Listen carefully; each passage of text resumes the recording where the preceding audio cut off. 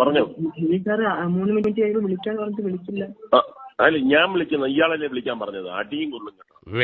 വേണ്ട തലയിരിക്കുമ്പോ വാലാറണ്ട. 3 മിനിറ്റ് കഴിഞ്ഞ് വിളിക്ക് എന്ന് പറയുമ്പം ഞാൻ വിളിക്കുമെന്ന് പറയും. അല്ല സാറേ, ഉത്തർപ്രദേശിലെ കാര്യം ചോദിക്കാനാണ്. ഉത്തർപ്രദേശിൽ എന്താണ് ഇപ്പൊ നടക്കുന്നത്? ഏതാ നിന്റെ രാജ്യം? കോഴിക്കോട്. കുതിരവട്ടമല്ലല്ലോ? ഹലോ, അന്തസ് വേണോടാ, അന്തസ്.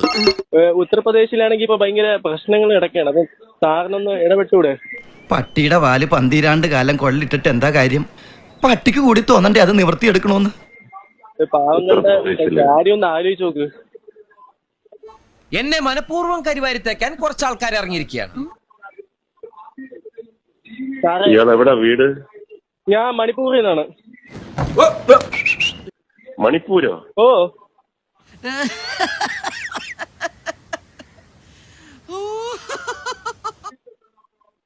മണിപ്പൂരിലാണോ ഇയാള് ഉള്ളത്? ഓ. എന്താ എന്റെ ഉദ്ദേശം? ഇയാളെ പേരെന്തുവാ? എന്റെ പേര് ഭഗത് സിംഗ്. എന്തോന്ന്? ഭഗത് സിംഗോ? ഓ. നാട്ടിലെവിടെയാ?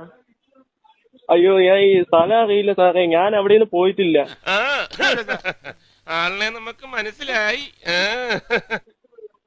നാട്ടിലെവിടെ? കേരളത്തിലെവിടെയാണെന്ന്? ഈ കേരളം എന്ന് പറയുന്ന സ്റ്റേറ്റ് എനിക്ക് അറിയത്തില്ല. അപ്പൊ നീ എനിക്ക് പുല്ലുവിലൂടെ തരുന്നത്? പുല്ലുവില. നിനക്ക് നിന്റെ അച്ഛനെ അറിയാവോ? അതാരാ?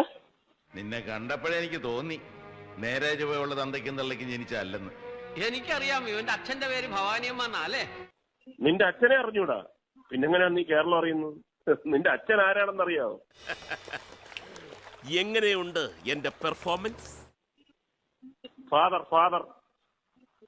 കോൺ സാ ഫാദർ? ഓടാ പാണ്ടിക്കരിമ്പാറ പോലെയാടി.